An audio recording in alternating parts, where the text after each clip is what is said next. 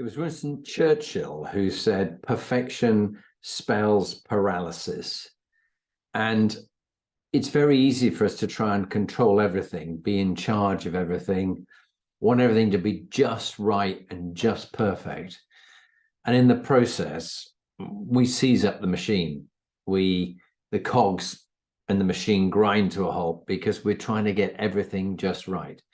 We end up being late, over cost, and it just doesn't work. So think carefully about whether you want to be 100% but late or 80% on time. And I tend to try and go for the 80% on time. It's not perfect, but it is good enough to get things done.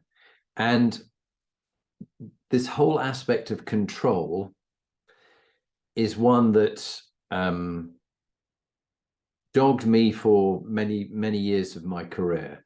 How much control do I have? Do I want to try and control everybody else and what everybody's doing? Or do I trust people to get on and do things? Russians have a saying, trust but verify.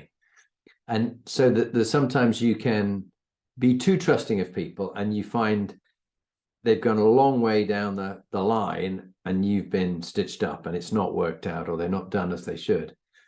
There's that saying by Rommel, there's 4 types of leaders. There's leaders who are stupid and lazy. There are leaders who are stupid and hardworking. There are leaders who are bright and hardworking, and there are leaders who are bright and lazy. Take the stupid and hardworking ones and get rid of them. In his case, I think he said shoot them, the stupid and hardworking ones. Why?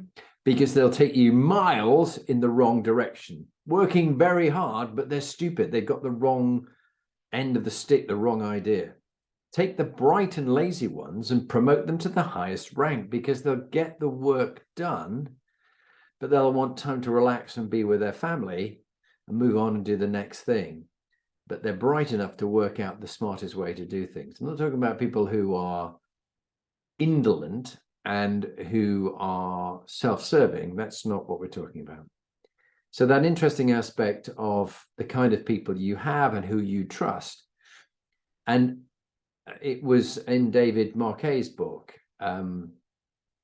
either his Leadership is Language or Turn the Ship Around, that he made this very good point that you take control and you create followers because it's all being done by you. It's what the big man or woman decides and everybody upward delegates to you. Or you can give control and create leaders because they have to think for themselves. They have to be empowered and elevated, empower and elevate, that you lift them up to think for themselves. And this is why the military, and I encourage this in business, like to have second in command. They've got another job, but if that leader is ill or away or suddenly gets headhunted by another firm, their number 2 has been trained up so they can step into that role and indeed practice.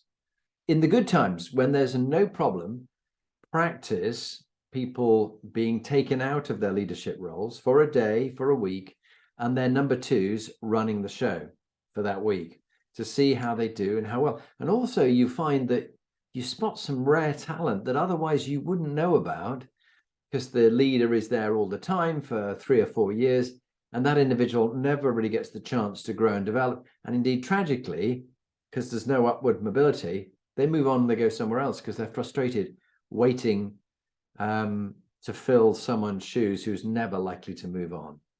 So beware, as Churchill said, that perfection spells paralysis. Better to be 80% on time, 80% right on time than 100% late. Think about giving and taking control and elevating and empowering. And remember not to micromanage, to delegate, to use a coach approach and bringing people on so that they can think for themselves. Good luck.